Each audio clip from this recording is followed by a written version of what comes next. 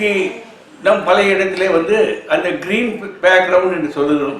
அந்த இடத்துல அமர்ந்திருந்தால் இந்த கிரீன் பேக்ரவுண்ட் என்பதனுடைய ஒரு விளக்கம் நான் இன்று சொல்ல ஆசைப்படுகிறேன்.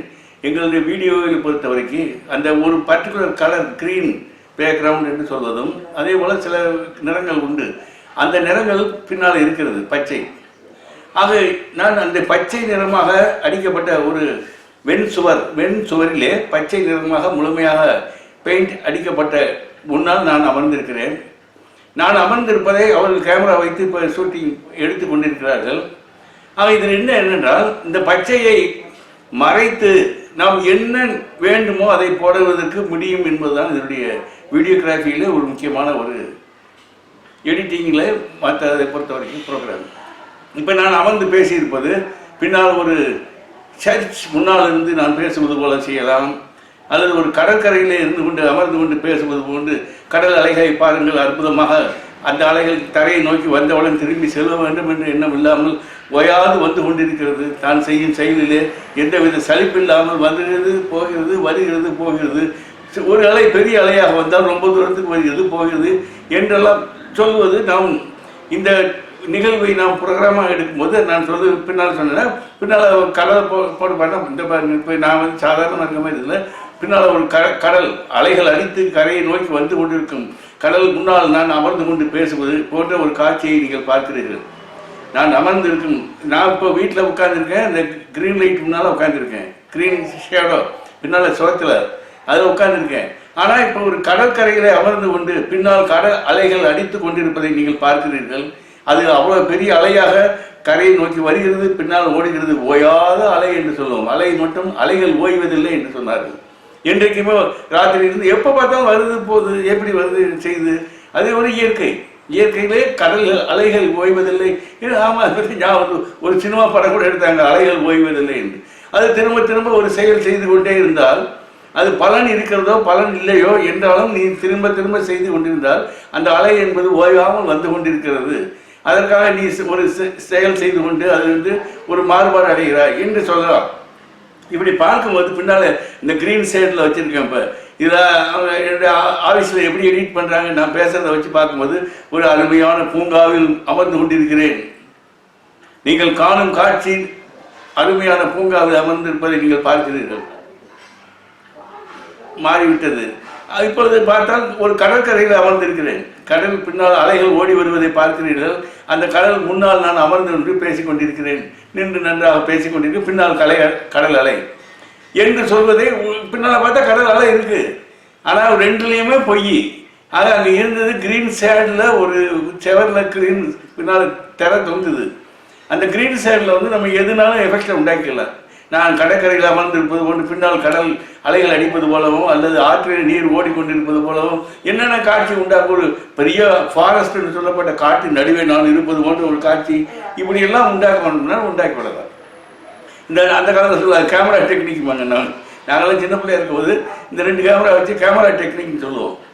அது கேமரா டெக்னிக் என்றது இன்னைக்கு அந்த டபுள் கேமரா 4 கேமரா எடுக்கிறது எடிட் பண்ணுறது இன்றைக்கி எங்கேயோ அட்வான்ஸ்மெண்ட் ஆயிடுச்சு. கேமரா ஷார்ப்னஸ் 8Kங்கிறேன் 4K 8Kன்னு அப்படி துள்ளி இங்கேருந்து ஒரு கிலோமீட்டர் தூரத்துக்கு எடுக்குது கேமரானா அந்த அளவுக்கு எலக்ட்ரானிக் லென்ஸில் அவ்வளோ பவர்ஃபுல் ஆக்கி வச்சுருக்காங்க. விலை கூட இருந்தாலும் சரி அங்கே இங்கேருந்து உன்னால் அத்தனை தூரத்தில் உள்ளதை அழகாக துல்லியமாக படம் எடுக்க முடிகிறது என்பதுதான் தத்துவம். ஆக இப்படி பார்க்கும்போது இந்த சயின்டிஃபிக் டெவலப்மெண்ட் என்பது மாறிக்கொண்டே இருக்கிறது. எலக்ட்ரானிக்கில் அந்த காலத்தில் கேமரா இருக்கும்போது கொஞ்சம் அட்ஜஸ்ட் பண்ணிட்டு ஓகே நில்லுங்க பார்த்துருப்பீங்களே தலையை உள்ள விட்டு அப்படின்னா ஒரு கேமரா. ஆனால் இன்னைக்கு ஆட்டோ அட்ஜஸ்ட் பண்ணணும் எடுத்தினா போதும். அதான் லென்ஸ் மாறிக்கணும். நீ மாற்றும் போது பக்கத்தில் உள்ள எடுத்தீங்கன்னா அந்த லென்ஸ் வந்துக்கணும். தூரத்தில் 2 கிலோமீட்டர் தூரத்தில் உள்ள ஒரு காட்சியை எடுக்கிறீங்கன்னா இங்கேருந்து அதை ஷிஃப்ட் பண்ணினா லென்ஸ் மாறிக்கணும். ஆட்டோ ஃபோக்கஸ் என்றெல்லாம் டெவலப்மெண்ட். அதே மாதிரி சவுண்டு சென்சிட்டிவிட்டியும் அதிகமாக இருக்கும். நான் பார்த்துருக்கேன் அந்த நேரத்தில். ஆக 2 கிலோ அந்த சேட்டலைட்லேருந்து சில காட்சிகள் எடுக்கும்போது அந்த சவுண்ட் டெக்னிக்கெல்லாம் போட்டோம்னா அந்த மைனூட்டாக உள்ளதெல்லாம் அழகாக கேட்கும். ஆக அந்த 2 கிலோமீட்டர் தூரத்தில் உள்ள சத்தத்தை அதை எடுத்து நமக்கு விரிவாக்கி ஆம்பிளிஃபிகேஷன் சொல்லப்பட்டது விரிவுபடுத்தி நமக்கு தருகிறது என்றாலே இதெல்லாம் விஞ்ஞானத்தின் ஒரு முன்னேற்றம். இது இந்த மாதிரி பல நிகழ்வுகள் நடக்கிறது, காட்சிகள் வருகிறது என்பது நமக்கு தத்துவமாக இருக்கிறது என்றால், அந்த விஞ்ஞானத்திலே முன்னேற்றம் வர வர, புதிதாக கண்டுபிடிப்புகள் வர வர, நாம் பல இது எப்படி இருந்தது அந்த காலத்தில், அந்த கிராவிட்டி என்பது அந்த காலத்தில் படிச்சிருக்கோம். நியூட்டன் என்பது ஒரு ஆப்பிள் மரத்தடியில் படுத்திருந்தாரு. ஆப்பிள் பழம் வந்து கீழே விழுந்தது. ஆப்பிள் பழம் கீழே விழுந்தால் நம்ம என்ன செய்வோம், எடுத்து பழுத்திருந்தோன்னா திம்போம், அதை கட் பண்ணி சாப்பிடுவோம், அதோட போச்சு. ஆனால் அவர் என்ன செஞ்சார், யோசிச்சுட்டு இருந்தவர், ஏன் மரத்துலேருந்து கீழே வந்து விழுது, ஏன் மரத்துலேயே இல்லை, அது பழுத்துருச்சு, அதனுடைய வெயிட் எடை தாங்காமல் கீழே எடை தாங்காமல் விட்டுருச்சு, அட்டாச்மெண்ட் போச்சு. அட்டாச்மெண்ட் போனால் அங்கேயே நிற்கணும், இல்லைன்னா மேலே போகாமல் கீழே ஏன் வருது என்று யோசித்தார். அதன் பலனாகத்தான் கிராவிட்டி என்பதை கண்டுபிடித்தார் நியூட்டன் என்பவர். அந்த பார்த்தா தெரியும், அந்த இதெல்லாம் அவர் கண்டுபிடிக்கணும். கிராவிட்டி என்பது இருக்குது, அதுக்கு பிறகு சொல்லுவோம் நாங்கள் வேடிக்கை. நாங்கள் இந்த கிராவிட்டி கூட நான் ஏற்கனவே சொல்லியிருக்கேன். நல்ல ஒரு பிளேனில் ஒரு ராக்கெட்டில் போகிறேன். ராக்கெட் உடஞ்சி போச்சு, ஒரு பெரிய அந்த ஒரு உலகத்தில் அந்த அது கிரகத்தில் போய் விழுந்துட்டான். அங்கே வந்து கிராவிட்டியே இல்லை, அங்கே போய் கீழே விழுந்துட்டான்.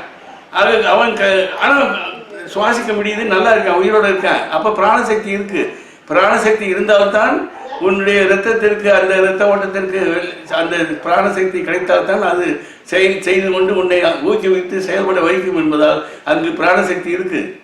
சரி, ஒரு சிகரெட் எடுத்து அடிமான் நல்லா ஒரு கெத்தாக இருப்போம் அப்படின்னு வச்சு சிகரெட் எடுத்து வாயில் வச்சு தீப்தியை பொறுத்த முடியல. ஏன், அங்கே கிராவிட்டி தான் இல்லை. ஆக்சிஜன் இருக்குது, plenty of oxygen is available. But தீப்பெட்டியை பொறுத்த முடியுது, பொறுத்தினா டப்புன்னு அடைஞ்சிருது.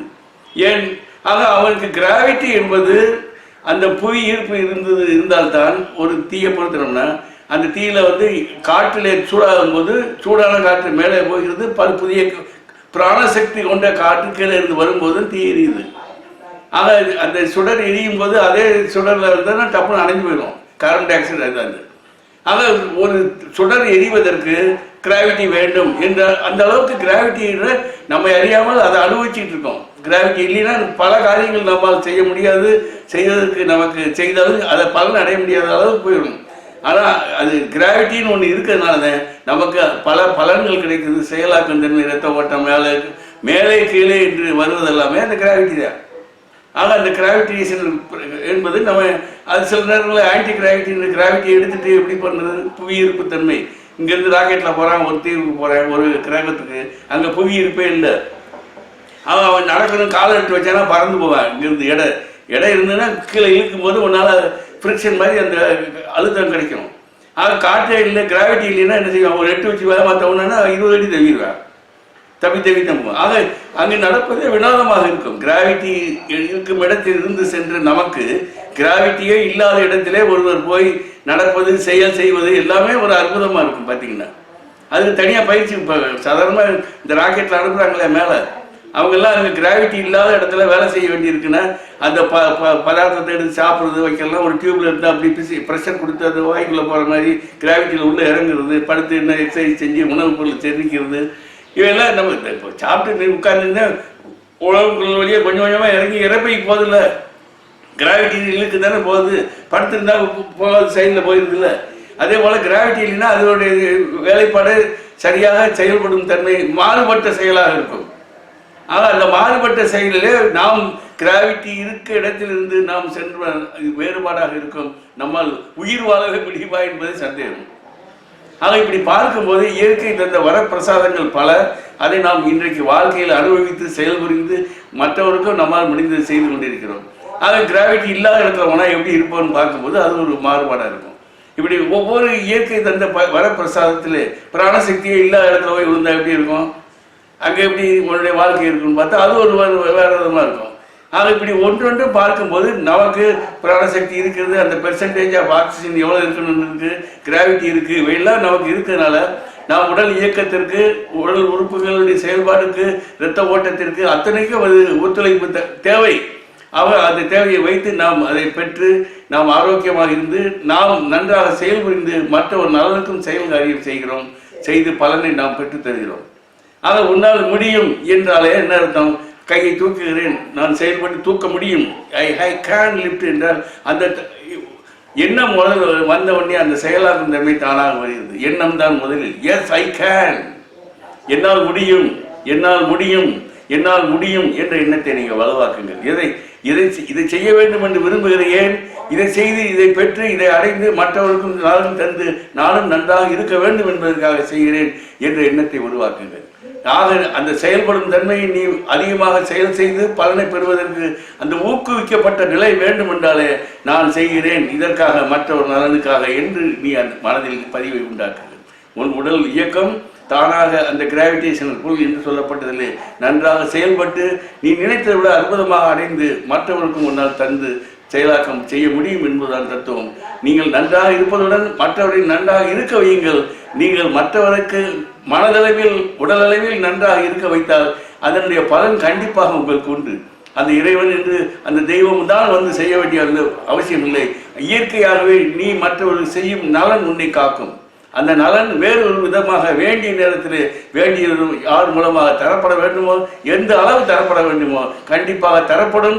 நீ மிக ஆரோக்கிய நிலையோடு கடைசி வரை நல்ல நிலைமையில் இருந்து வாழ்க்கலாம் செய்யலாம் என்பதை செய்யுங்கள். மற்றவர் நலனிலே எப்பொழுதும் பங்களிப்பு அன்பு செய்யுங்கள். அதுதான் உங்கள் வாழ்க்கைக்கு தேவை என்று சொல்லி முடிக்கிறேன். நன்றி, வணக்கம்.